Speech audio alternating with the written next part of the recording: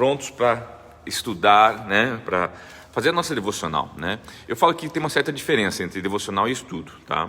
A devocional é uma contemplação do texto, um pequeno comentário, um estudo, algo já mais aprofundado, mais elaborado, tanto exegeticamente como hermeneuticamente, mas a gente tenta, né, de uma forma bem sucinta, fazer isso nas nossas devocionais, ok? Vamos lá então, Luiz Carlos Alves, bom dia, como é que tá, Luiz? Nosso amado pica-pau, você quer um bom profissional aí, irmãos, na área aí da mecânica? Olha, ó, o Luiz aqui é Carlos Alves. Vou fazer uma propaganda aqui, viu, Luiz? Só chegar lá, né? E diz assim: eu ouvi falar de você na live do pastor Alex, né? E você vai ver que ele vai te atender muito bem, um irmão querido, viu? Vamos lá, queridos, vamos lá então. Gênesis capítulo 6, está com a sua Bíblia aí? Eu não estou com a minha Bíblia aqui, irmãos. Ou melhor, eu estou sim, ó, pode ver, ó. Tem meu nome, tá vendo? Ó, olha lá, tem o meu nome. Só que essa aqui é a velhinha de guerra, ó. Essa aqui é que sai comigo, tá vendo? Tá tudo judiadinha. Ela fica no meu carro, né? Mas não é aquela grossona, né, que eu uso em casa. Mas a gente se vira com essa aqui mesmo, tá? Vamos lá. Gênesis capítulo 6, acompanhe comigo aí, tá? Você, versículo 1, tá? O capítulo 6, irmãos, vai falar sobre a corrupção humana, o que estava acontecendo sobre a terra. É muito importante, isso é muito importante. E por que é muito importante, pastor? Isso é lá do Gênesis, porque a Bíblia fala que nos últimos dias seria como os dias de Noé. Então, queridos, se tem uma devocional que eu quero que você preste muita atenção e me dê uns minutos da sua atenção, é esta. Porque eu tenho certeza que Deus vai revelar muitas coisas para cada um de nós, tá? Então, acompanhe comigo então, nós vamos ler do versículo 1 até o versículo 8, tá? E depois a gente continua à medida que o tempo nos permitir. Diz assim: quando os homens começaram a multiplicar-se na terra, eles nasceram filhas. Os filhos de Deus viram que as filhas dos homens eram bonitas e escolheram para si aquelas que lhes agradaram, tá? Então disse o Senhor: por causa da perversidade do homem, meu espírito não contenderá ou não habitará com ele para sempre, ele só viverá 120 anos. Então, esses 3 primeiros versículos eu quero apontar o que para você? Primeiro, lembre que tinha 2 linhagens que estavam acontecendo aqui na terra, que eram a linhagem de Caim e a linhagem agora de Sete, tá? Abel, infelizmente, não teve sua linhagem, né? Não teve sua genealogia. Então, muitos teólogos, estudiosos classificam esses filhos dos homens como a descendência de Sete, tá? A descendência de Caim, filho dos homens, né? No sentido da humanidade, e os filhos de Sete como filhos de Deus, quase como se fosse assim, uma descendência abençoada e outra, sei lá, maldita, alguma coisa assim, tá? Veja bem, eu não estou afirmando, eu estou apenas colocando a vocês o que muitos teólogos seguem uma linha de interpretação, tá? Por quê? Daqui a pouco você já vai entender o porquê que eu estou pontuando isso. Mas enfim, então imagina essas 2 genealogias, essas 2 ramificações, a de Caim e a de Sete, ok? Tá, vamos lá. Daí o que acontece? A Bíblia fala assim que as filhas, né, dos homens foram nascendo filhas, mulheres, né? Os filhos do homem foram vendo que essas mulheres eram bonitas, eram belas, se interessaram por elas e começaram então, né, a se envolver com elas, ok? Então, de novo, ó, quando os homens começaram a multiplicar-se na terra, eles nasceram filhas. Os filhos de Deus viram que as filhas dos homens eram bonitas, tá? Aqui, para quem acredita no filho de Deus como a descendência de Sete, então é como se fosse assim: a descendência de Sete começou a ver, né, a descendência de Caim, né, da filha dos homens, para quem entende dessa forma, né? Então disse o Senhor: por causa da perversidade do homem, meu espírito não contenderá com ele para sempre, mas viverá só 120 anos. Ou seja, porque daí diz que eles começaram a tomar essas mulheres para si. Foi onde a poligamia se estarreceu, se proliferou, enfim, né, se espalhou sobre a terra. Isso é uma linha de pensamento, ok, irmãos? Por quê? Há uma outra linha de pensamento que fala que esses filhos dos homens eram a humanidade, e fala que os filhos de Deus, aqui que também é um termo usado para anjos, tá?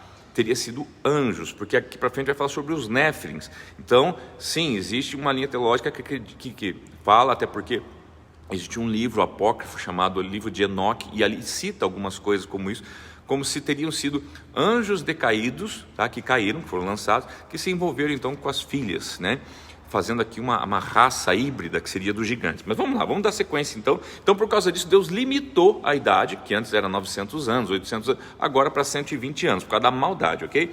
Versos de número 4. Naqueles dias havia o Néfilis, acabei de falar, na terra, e também posteriormente, quando os filhos de Deus possuíram as filhas dos homens, elas lhe deram filhos. Eles foram heróis do passado e homens famosos. Então, versos 4 aqui, eu quero explicar para você. Primeira teoria, o primeiro pensamento. Os filhos de Deus, descendência de Sete, possuíram as filhas dos homens, descendentes de Caim. Tá? Que volta, via de regra, descendência de Sete seria uma descendência de gente do bem, descendência de Caim do mal, porque Caim sempre foi, né, dado ao mal. Então, assim, que eles começaram a se misturar entre eles, tá? De forma que isso desagradou a Deus, então Deus limita a sua idade. Conceito 2, tá? Não, esses filhos de Deus seriam toda a humanidade, essas mulheres então começam a ter relações, os filhos dos homens, a humanidade, começam a ter relações com os filhos de Deus,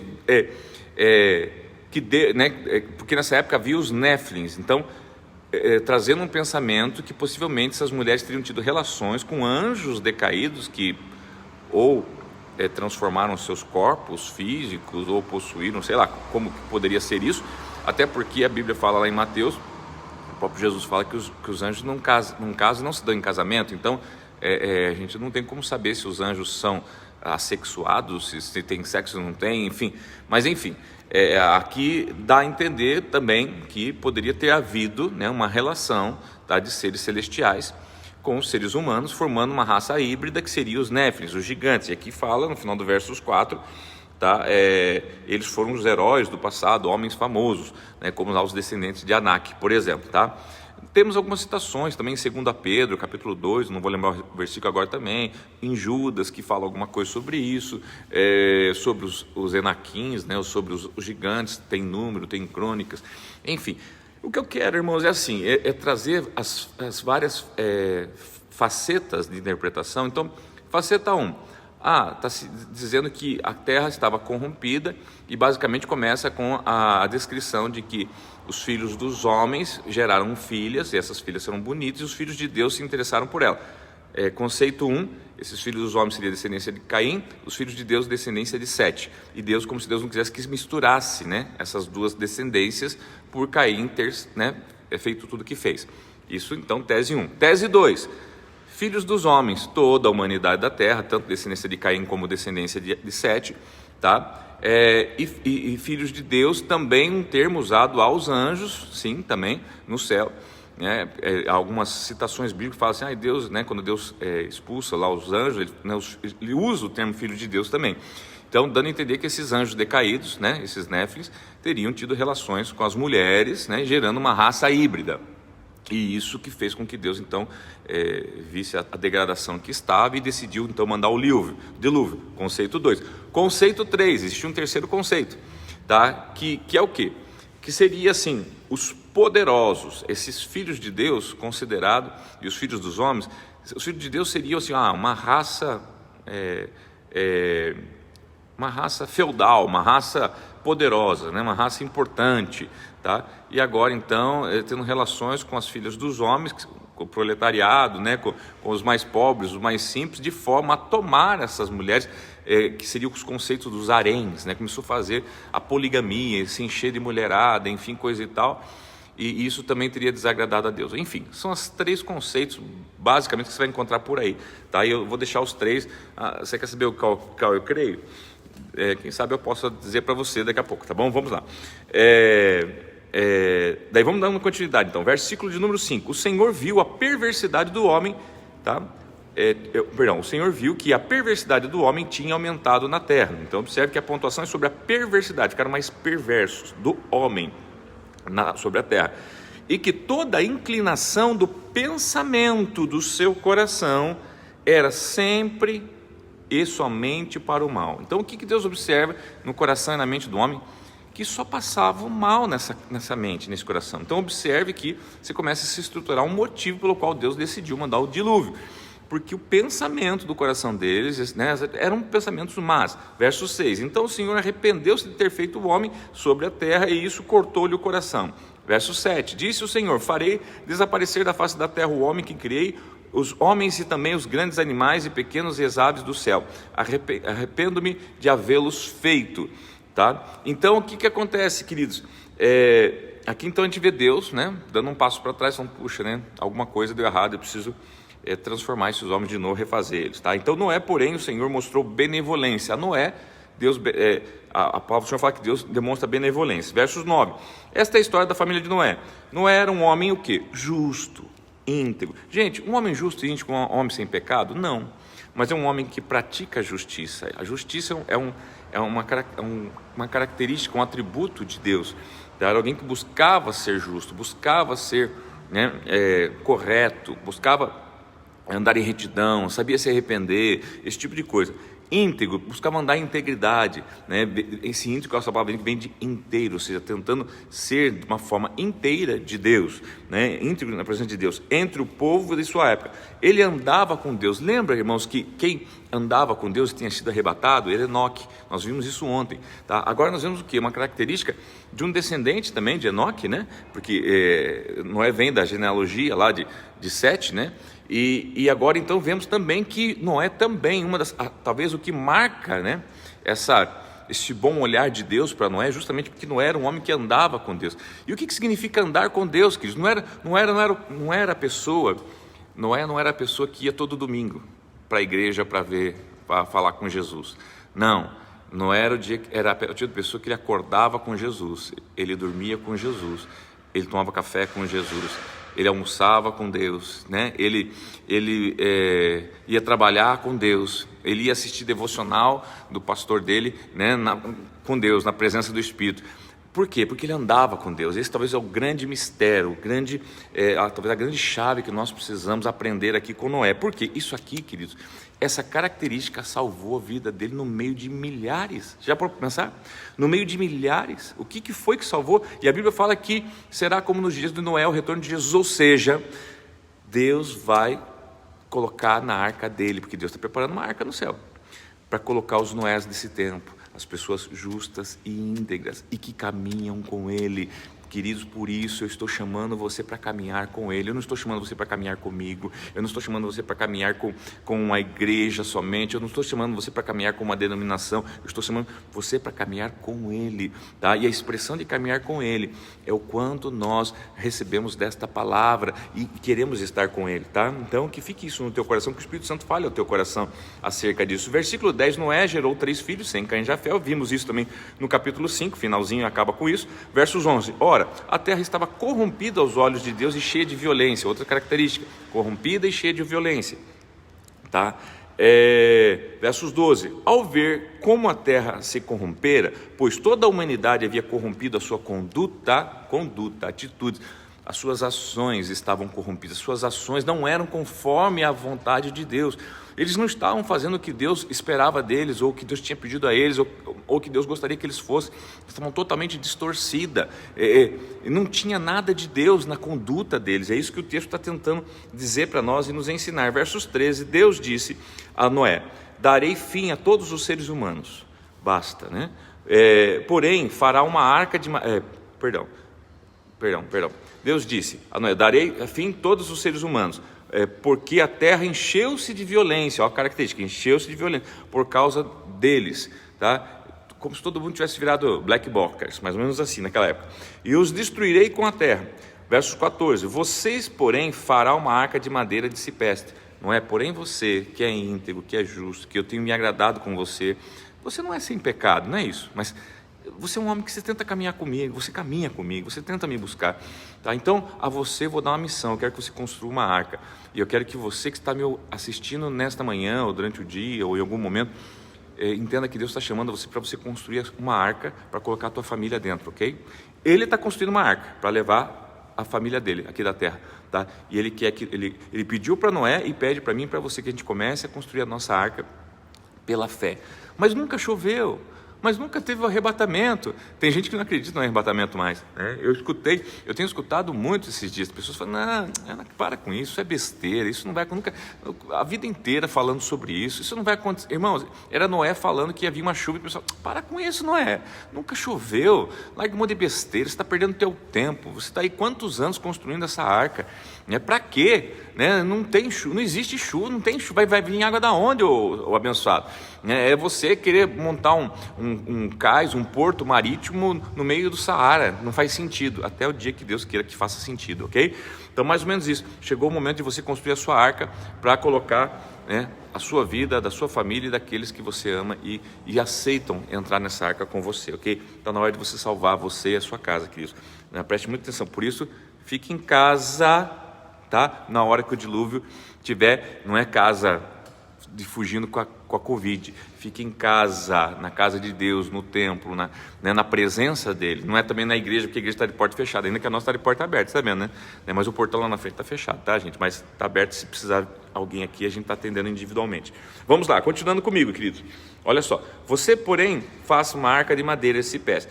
Divida em compartimentos. Aqui começa a falar, irmãos, as medidas. Eu não quero entrar nesse mérito, porque eu quero que a gente possa prosseguir. O verso 18 diz assim: mas com você, Noé, estabeleceria a minha aliança. Você entrará na arca com os seus filhos, sua mulher e as mulheres de seus filhos. Faça entrar na arca um casal de cada um dos seres vivos, macho e fêmea, para conservá-la vivos com você. Dê a cada um de cada espécie de ave. Aí ele começa a detalhar agora o que ele quer. Verso 21, armazene todo tipo de alimento. E o verso 22 ele fala assim: Noé fez tudo exatamente como Deus tinha ordenado. Não fez como achava que tinha que fazer, mas como Deus tinha ordenado. Por isso ele era considerado um homem que caminhava com Deus, porque ele fazia o que Deus tinha ordenado, não o que ele achava, não o que ele pensava, ou não o que os medos dele dizia, né, que poderiam, porque talvez os medos dele eram o seguinte: será que eu não estou ficando louco de construir uma arca onde nunca choveu? Então ele não se permitia ser guiado pelos medos, pelo que estava acontecendo ou deixando de acontecer. Ele era guiado por aquele que caminhava com ele. Então ele é um homem que caminhava com Deus. Deus quer que eu e você caminhemos com ele todo dia, irmãos. Eu não sei o dia de amanhã, eu não faço a mínima ideia do dia de amanhã, mas eu sei do dia de hoje. E o que eu sei do dia de hoje? Quantos mortos, quantos sobreviveram, as novas pragas, os montes de sinais também, mas o que eu sei de hoje, de importante, é que eu tenho que caminhar com ele, e isso nós estamos fazendo agora, caminhando com ele, meditando em sua palavra, tá, queridos? Então, só o versículo 1 do capítulo 7, diz assim: então o Senhor disse a Noé: entre na arca, você e toda a sua família, porque você é o único justo que encontrei nesta geração. Queridos, então o que nós vemos aqui? Nós vemos desde então lá, do início do capítulo 6, falando, né, das filhas dos homens, que se envolveram com as filhas de Deus. Temos aquelas 3 teorias que eu passei para vocês, tá? Vemos aqui então Deus falando de como estava o cenário da terra, né? Totalmente distorcido, totalmente gente casando e dando-se casamento, uma poligamia, uma bagunça, né? Homem com homem, mulher com mulher. Agora mudou, né, irmãos? Agora é assim. Agora, da mesma maneira que tem gente que antes era homem, mas achava que nasceu mulher, só estava no corpo errado, né? Então agora diz que está acontecendo assim de pessoas que acham que não deveria ter um membro, né? E manda amputar um membro porque diz: não, esse braço não é meu, ele não é meu, eu não sinto que ele é meu, eu vou tirar ele do meu corpo. Acredite, irmão, teve uma mulher, não sei em que país aí, que jogou ácido nos olhos porque não se achava digna de enxergar as coisas. Então assim, então bloquearam de vez, o pessoal tá, né, tem que descobrir o fornecedor de maconha desse povo, porque eles estão, né, pirando. Então, queridos, por que eu estou falando isso? Para você ver assim que nós estamos num tempo, tá, onde com certeza Deus está olhando e falando assim: eu falei que não vou mais destruir com o dilúvio, né? Pois é, então já que eu não posso destruir esse povo aí para preservar eu tiro quem eu quero preservar, né? Então é o arrebatamento. Por que eu estou falando isso, querido? Porque sinais estão acontecendo. O pastor Marcos falou sobre isso de manhã, temos estudado muito sobre isso. Na verdade eu não entrei ainda nesse tópico, ainda que já estudamos Apocalipse, mas eu quero começar a iniciar, talvez a partir de hoje ou amanhã eu vou iniciar uma série falando só sobre essa Construindo a Arca, uma série que vai chamar Construindo a Arca, e o que envolve essa questão de construir a arca para mim, para você, para nossa família, ok? Está na hora de você começar a caminhar com Deus, fazer o que Ele te pede E eu acho que Ele está te pedindo que você construa uma arca, porque alguma coisa está para chegar aí, tá bom? Mas a gente fala mais sobre isso amanhã, outros dias. Eu quero agradecer a Deus pela sua vida. Eu quero orar abençoando você, que você tenha um dia maravilhoso. Se você precisar de alguma coisa, irmãos, aqui pelo período da manhã nós estamos aqui na igreja, período da tarde a gente está reservando para visitas, atendimentos, às vezes até à noite. Ontem eu cheguei em casa, era quase meia-noite, né? A gente tem trabalhado assim 12, 15 horas por dia, né? Pedimos que você nos envie alimentos, queridos. A nossa assistência social tem assistido muitas famílias, muitas pessoas, e agora deu uma baixa muito grande na nossa dispensa de alimentos, tá? Não só cesta básica, tá? Mas principalmente assim, materiais de higiene, de limpeza, desde assim, papel higiênico até as coisas. Então a gente pede que você nos ajude, envie para nós, ok? Porque muitas famílias estão sendo assistidas, e agora que essa história de porta fechada não está chegando, está acabando, e confesso para vocês assim, que eu estou orando a Deus, Senhor, né, precisamos de provisão. Então, queridos, que você nos ajude, você também que tem o seu dízimo, sua oferta, continue sendo fiel a Deus. Vamos então continuar ajudando a casa do Senhor, porque nós temos feito a obra do Senhor nesse tempo. Que Deus abençoe vocês, eu abençoo a sua vida, abençoo a sua casa, no nome de Jesus Cristo, tá, queridos? Feliz, alegre, contente. Às 15 horas, você com a Fabíola, né? Nós juntos, eu vou estar junto também, mas enfim, a Fabíola é a boca de Deus para nós nessa tarde, e às 22 horas comigo, e às 20 horas comigo também aqui no culto online, ok? Você não pode estar aqui, mas eu posso estar aqui e vou transmitir para você o culto desta noite. Eu quero poder contar com você, tá bom? Um beijo grande, fica com Deus. Se você puder compartilhar, eu agradeço.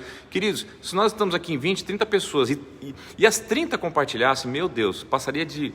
muitas pessoas seriam atingidas, mas às vezes 2 ou 3 só compartilham. Então eu peço que você não esqueça, compartilha, se for da sua vontade também. Se não, sinta-se muito à vontade, muito tranquilo, tá? Para não compartilhar se você não desejar. Deus abençoe.